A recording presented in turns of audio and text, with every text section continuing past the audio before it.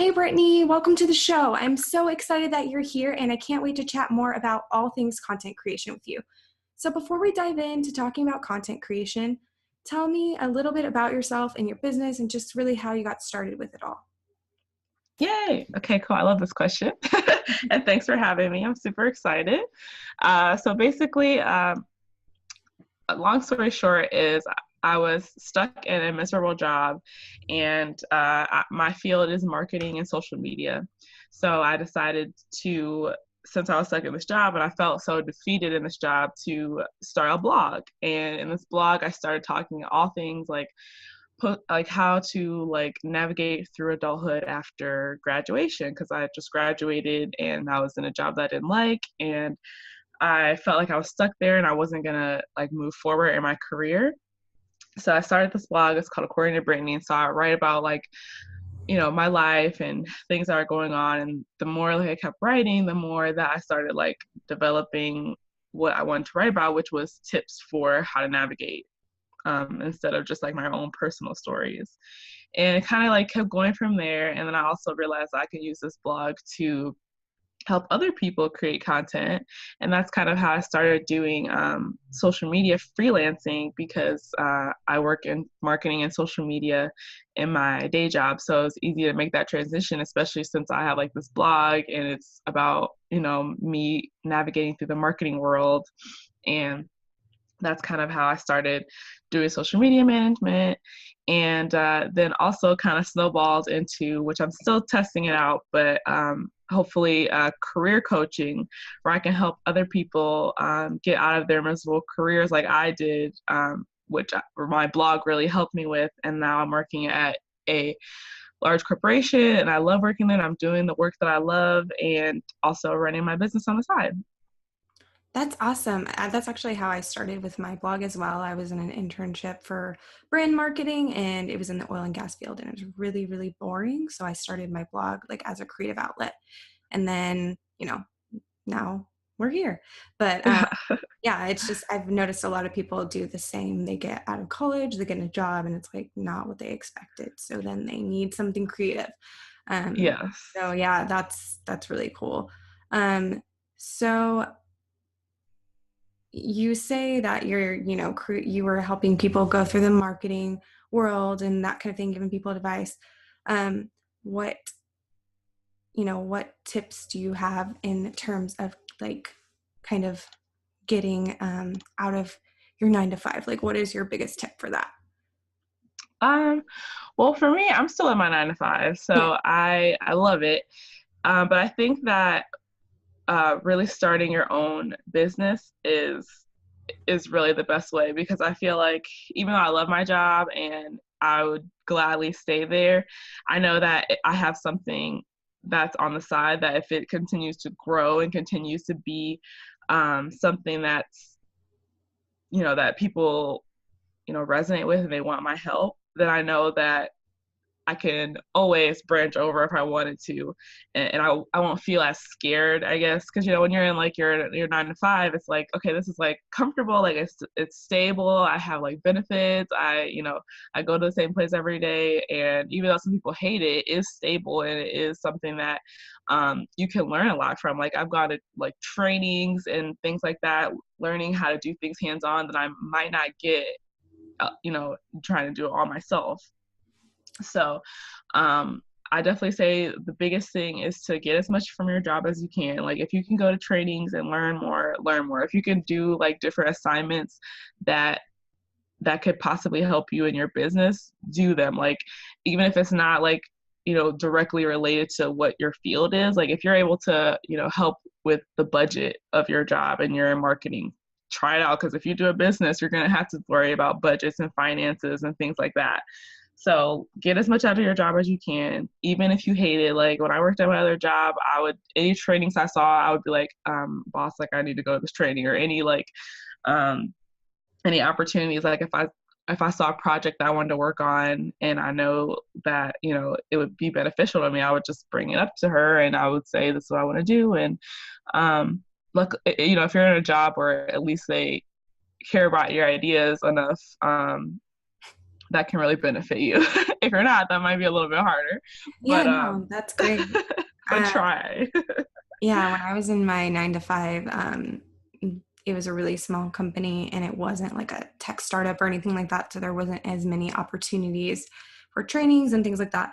Or the trainings that were being offered were super outdated. So it was like I didn't even learn anything new. So that was kind of frustrating. But yeah, that's a Right. great tip for someone who does have like a progressive company that is willing to, show you the ropes of different things. And you're right about the budget because I mean, I'm lucky my husband's an accountant. Otherwise, I would be doing everything all wrong in terms of accounting.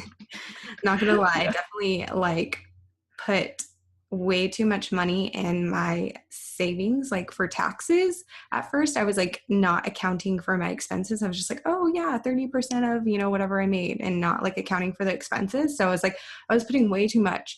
In theory, that's great, but I was just like, my bank account was not where it should have been because Right. everything was going into my savings. So, tip to anyone, starting a business, do 30% of your expense, like your money after expenses, not before. But yeah. That's Uh, a good tip. so creating content, what is your suggestions for how often we should be creating it, whether that's like blog post or, lives, even email marketing things? Like, what do you think? How often should it be done? Yeah, so I think that this question, it really, depends on your business and your industry.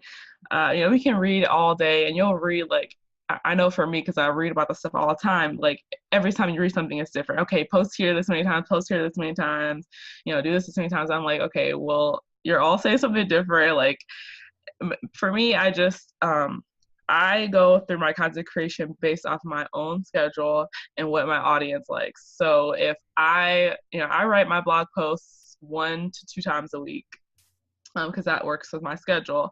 And obviously, the more you post is obviously better, because people are going to see you more and your content's going to be out there. But as long as you're consistent enough where you're posting at least 1 to 2 times a week for a blog, at least like 3 to 5 times on social media a week, and you're present, like you're still good, even if you're not there every day and 3, 4, 5 times a day. um, as long as you're showing up and people see your name, and Google sees that you're still relevant and you haven't gone like weeks or months without posting, then you'll still show up on the search engines and you'll still show up people's news feeds. Not as much. So it just kind of depends on, for me, it's always just my schedule. Like I'm not going to burn myself out trying to post every single day and post multiple times a day. And here's my cat, Luna. She has to make an appearance. So cute. um, but yeah, just making it where you're able to, where it's not burning you out, you're enjoying it, and that you're still showing up at least a few times a week so people don't forget that you exist. No, that's definitely true. I remember when I first started blogging, I thought I needed to post like 5 times a week. And that resulted in immediate burnout and me posting like not quality things. Like it would be Exactly. like less than 300 words every post. And that's not really beneficial to anyone because it would just be like I was posting just to post and it wasn't worth it. Now I'm down to, I was doing 2, now I'm down to 1 a week, which has been good, especially since starting this podcast. That'll be another addition to my plate. So cranking it out to a Right. blog post a week would be nuts. But yeah, that's what I used to do. And it worked pretty well. And I was still visible for my audience. So yeah, Yes. with your content creation, do you use editorial calendars? And if so, like, would you prefer paper, digital? Like, what do you like to use for editorial calendar? I prefer definitely digital, just because you can like have it in multiple places. Like if you have it, for me, like if I have something written down and like, I mean, I'm like super lazy. So if like I have something written down and I have like my planner in my purse, and I'm sitting here at my desk, I'm like, you know what? Just forget it. So I need something that I can just see all the time. Like I'll put it in Dropbox or something. Like I use just a simple, very, very simple Word document calendar, and I just write out everything I wanna say for the week or the month, and then I just go ahead and schedule it. In my schedulers, I use Hootsuite and Later, and the Facebook, like their native scheduler. So I just think that you just need to be like, keep it as simple and easy as possible, because once you start making it like more complicated and making it um, like difficult for you, it's gonna be like a chore, and it's gonna be something that's like, oh my god, I don't want to freaking make this content every month. So I try to make it super easy, like a really simple Word document, and I just use the same schedulers and just keep it simple. Yeah, I totally understand. Editorial calendars are super, super helpful for me because I feel like if I didn't make one, I probably wouldn't produce any content just because like, I don't want to think of things on the fly and then, write about it. So it's nice to Yeah. have a content bank essentially. And I usually create my editorial calendar like 3 months in advance. So I do it quarterly so that I'm not, Hmm. struggling to find something to write about.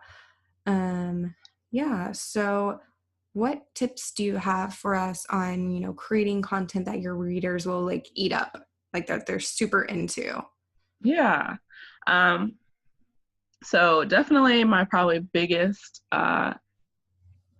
idea, which is like super simple, but I feel like a lot of people don't do it, is to really just ask your audience like what they want to read about, what they want to learn about. Like if you have a Facebook group, or if you're in other groups where your audience hangs out, or even like your email list, people feel like if they ask a question, they are, they're not the expert, or they're not, they're showing like a sign of weakness. But I feel like it's really empowering for you to ask your audience, what do they want, what do they want to read about, what are they struggling with, that you can then take your knowledge and help them with. So I do a lot of like poll, like I have a Facebook group, it's called Life of an Ambitious Millennial, and I do a lot of polls. I do a lot of asking questions, and people like to talk about what they're struggling with. They like to talk about things that they need help with, and if I can take those questions and put them into a really good piece of content, a really good blog post, or a really good value post on Facebook, then I'm serving my audience and I'm giving them exactly what they want. So they're more likely to want to engage with it. They're more likely to feel like a trust with me, because they know I'm not just creating things that they just assume, like I just assume that they want. I'm creating things that I know that they want because they said to me that they wanted it. So that's probably a really good one. My next one is to always come from a place of serving and not from a place of promoting or selling or pitching, which when I first started, like I had no idea about this, and I was just like, buy for me and get my stuff, and this is so great, I'm great, and you should love me, and you should just give me your money. And it didn't really work for me very well, and it was very frustrating, to feel like you're creating something really great, nobody wants it. But the truth is, like, no one wants to read sales or promotion content. They want to read entertaining content, they want to read informational content, they want to read something that's going to benefit them. And then once they see that this is benefiting them, and they see that you're benefiting them and you're not trying to sell to them, that makes them more trustworthy of you, and that makes them be like, okay, well, I've got so much good stuff from her, like I've gotten so much value from her, now I want to purchase from her so I can keep getting that value and maybe get it one-on-one, or get it in a course form or something like that. So definitely coming from a place of serving and not from a place of promotion. I totally agree. Value is so essential. I found that when I give people, like, even in terms of emails, like 3 to 5 emails that are super jam packed with value, and then I, introduce a product or service that would benefit them, they're more likely to actually purchase that because they realize that I'm providing them with that value, and then they're able to gain that like no interest factor as well. Um, Exactly. so yeah, those are great tips. And I think serving your readers for what they want is really helpful too. I even like to dig into my Google Analytics and see which posts got the most hits, because that Hmm. helps me kind of see like what they're wanting from me as well. So that's another thing to do as well. If you don't really want to ask them directly, you can just say, oh, okay, well, my Google Analytics says this post and this post are performing the best. So let's create content more like this. Right. Um, So in terms of repurposing content, like what do you like to do for that? Do you like to turn your blog posts into like live streams or email content or, what is your favorite way to repurpose that kind of content? Yeah, so I probably think my favorite ways that I do the most is taking like Facebook posts, because I post a lot of value posts like in my group and other groups. So I'll take some of those posts and I'll repurpose them in a blog post. And maybe like add a little bit more, because a lot of times Facebook posts are a little shorter, and blog posts are a little bit longer. So it gives me like a base to work off of, and then I can add more onto it. I also like you said about like, for instance, if I have like something that I'm promoting or like something I want people to purchase, I'll take content straight from it and do like a live stream or do a post from it, and then I can be like, if you want, more tips like this, I have a bunch more tips in this guide or this course that you can find. So that's a really good way too, because then it's like giving people, like, you're showing them like a preview of what they can get if they purchase or if they sign up for something. So I like doing that, and I find it works really well. And I'm trying to think if I have anything else. Oh, and then I'm doing uh, a Facebook group challenge called the 10-day content creation challenge. And at the end of the challenge, I'm going to repurpose it into a course. So I'm going to take the videos and the workbooks that I created for the challenge, put into a course, and then it'll be more of like a passive income kind of thing, where I'm not like directly selling it. People can just find it on my website or something like that. And then I already have all the content, because I've been spending like all my time creating content for this challenge. So it'll be easy. That's such a good idea. Yeah, I've used challenges in the past to kind of provide value so that people kind of are, once I actually do release the course or, service, they realize, oh, okay, well, she really knows a lot about this topic. I want more, that kind of thing. And so that's smart to Yeah. repurpose your challenge into more of a course. But yeah, so in terms of value posts, so I know when I first started hearing about those from my business coach about a year ago, I was really intimidated. I was like, wait, I see all these people posting these value tips that are like not way over my head, but they just seem like to be super well crafted posts and things like Hmm. that. And it was just intimidating because I was like, I don't feel like I can write like that. So, like, what tips do you have for people with creating those types of content that are valuable, but they're shorter, but they're also compelling? Because I feel like that's really tough, and I still struggle with that to this day, even though I've done it multiple times. Yes. Okay, I'm really excited, because this is one of the things I'm talking about in my course, or sorry, not course, my challenge. Oh my God, my cat is like so persistent right now. She's like, no, I'm gonna be up here. Like, stop putting me down. Yeah. So value posts. I am also still, getting used to doing these, and for me, what really helped me was kind of more of a mindset shift. Um, like I was saying before, like coming from a place of value and not promotion, uh, giving my audience like everything that I have in this post. Like I know for me, when I first started, I'll say, okay, I'll give like little tips here, and then like any other tips I'll save for like if they buy from me or if they purchase something from me. And that made my content obviously not as good, because I'm only giving them like half the tips or like just a little bit of it, when I could be giving them all of it. So I would just, when I create my value post, I just literally just, here's all the things that I know about a topic, and sorry, and it, and I found that people really, really resonated with that when I would do that, and people would even, message me to ask me about more, or ask me about my services or something like that, because they were like, oh my God, this is so much value. This is so like important, and this is something that can actually like change the way I think about something. So definitely for value posts, stop. Oh my goodness. So definitely for value posts, just giving as much information as you can on a topic and not feeling like you have to, you know, hold anything back. Like make it something that's really valuable and that people can get something really good from it. That makes so much sense. I mean, like I said, I still struggle with that, but I do try to give as much information as possible without completely giving it all away, because obviously then people are going to be like, okay, well, I already got it all. So I'm not, I'm not going to buy this product or service. But yeah, that's really great. And I found that that's where people get more engagement as well. Because if they're just like, oh, hey, and they write 3 sentences and then they're like, check me out here, or Right. that you have to be really like detailed and give value without giving it all away, essentially. So it's definitely a balance. Yeah, so thank you so much for being on the show. I really loved having you as a guest. Tell everyone where they can find you.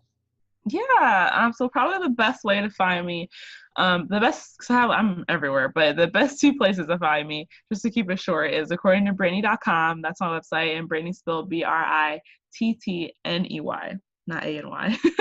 And then you can also find me in my Facebook group, which is called Life of an Ambitious Millennial. And we're having our 10-day content creation challenge on the 27th of November. So definitely check that out. Of course, and I'll leave everything down in the show notes so everyone can check it out and you don't have to remember all these URLs. But yeah, Yeah. thank you so much for being here, Brittney. I really appreciated having you as a guest. Yay. Thanks for having me.